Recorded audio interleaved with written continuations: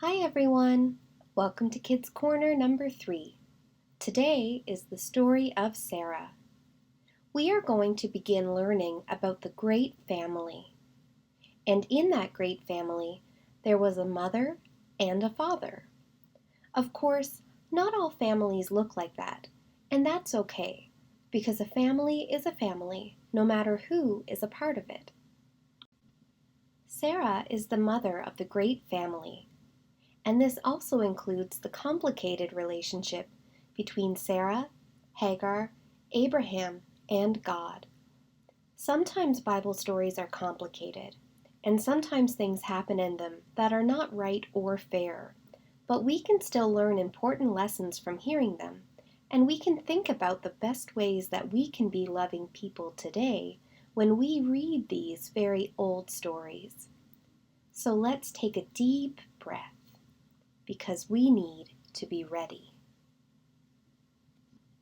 Once in the great city of Ur, there was a woman named Sarai, which means princess.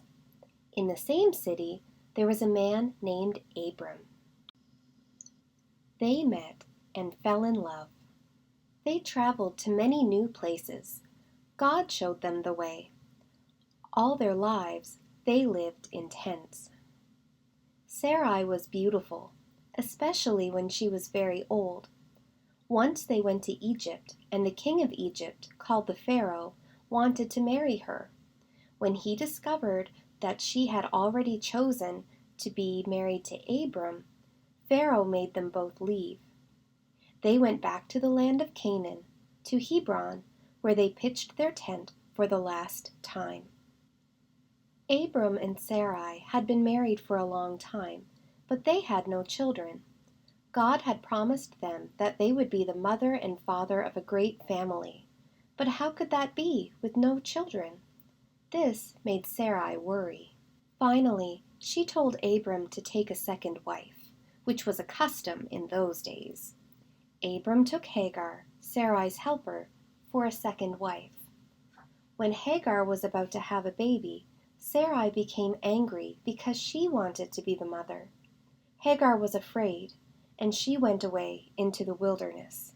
The angel of God found Hagar by a spring of water in the desert and told her to go back. The angel told Hagar that she would have a son and name him Ishmael. She went back, and Ishmael was born. Many years went by, and God appeared to Abram. God said to him, "We will be together forever." God also blessed Sarai and promised to give her a son of her own. So Abram became Abraham, and Sarai became Sarah. 3 strangers came out of the desert. The strangers said, "In the spring of the year, God will bless Sarah, and she will have a son." Abraham laughed.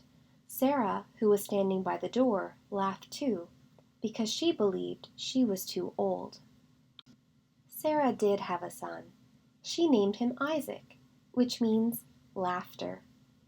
Some time later, Sarah saw Ishmael, Hagar's son, playing with Isaac. She grew angry all over again and told Abraham to send them away.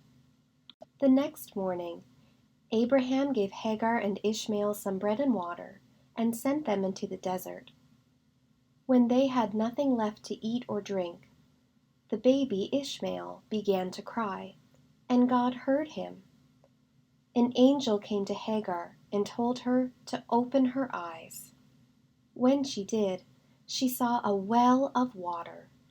Hagar and Ishmael drank the water, and they lived, and their family is still alive today. One day, Sarah watched Abraham and Isaac go away. They were going to Mount Moriah. She watched them from inside the tent as they left. And the next day, she watched for them again. And the next day. A week passed. She wondered if she would ever see Isaac again.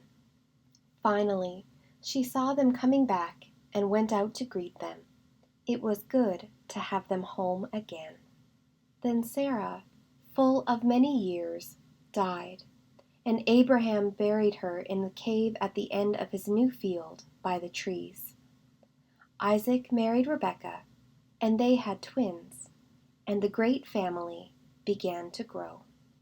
Now, I wonder what part of this story you liked the best.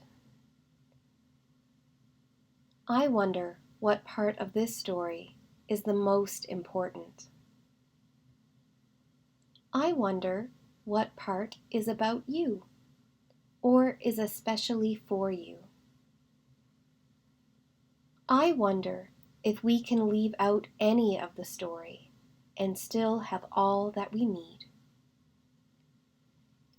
Thanks for joining me, everyone.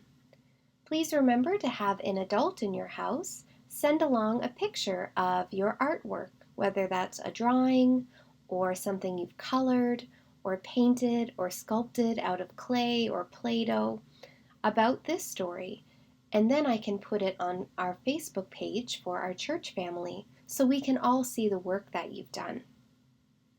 Remember to click the link in the description to get to the song for today. And this week, it's a song about Abraham and Sarah. Thanks for joining me, and I can't wait to be with you again next week.